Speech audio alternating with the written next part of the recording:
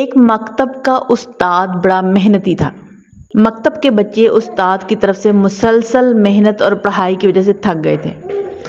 انہوں نے کچھ دن رخصت حاصل کرنے کی تدبیر کی۔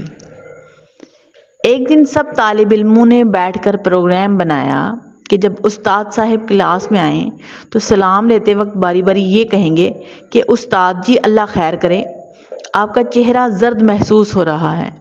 سب بچوں نے اس پر اتفاق کیا اور قسمیں کھائیں کہ راز فاش نہیں کریں گے۔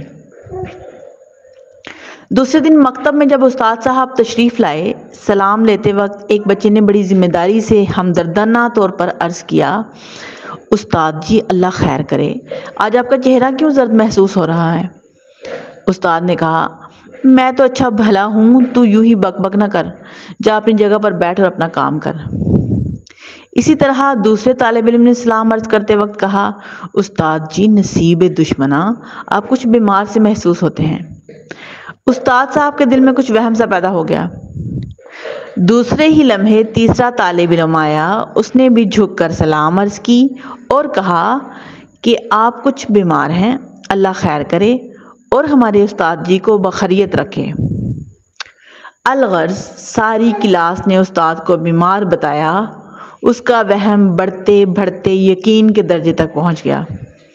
استاد جی کو صحیح سر میں درد محسوس ہونے لگا۔ استاد صاحب بیماری کے وہم سے سست ہو گئے، چادر اوپر لے کر آہستہ آہستہ گھر چلے گئے اور بچوں کو کہا کہ مجھے آ کر سبق سنا دینا۔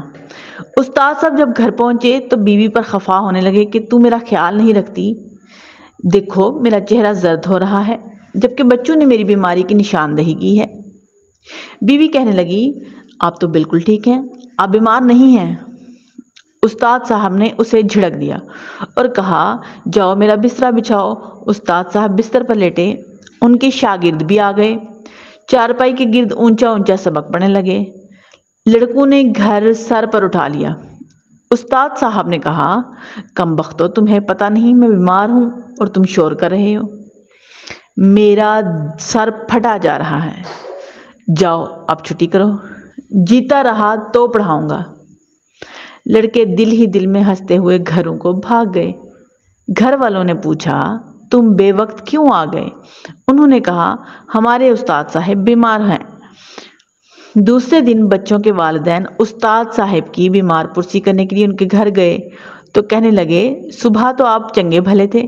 استاد صاحب بولے، میری بیوی نے مجھے نہیں بتایا، میں بیمار ہوں، اللہ لڑکوں کا بھلا کرے، مجھے وقت پر بتا دیا، بس اب آپ دعا کریں اللہ تعالیٰ مجھے شفا عطا فرمائے۔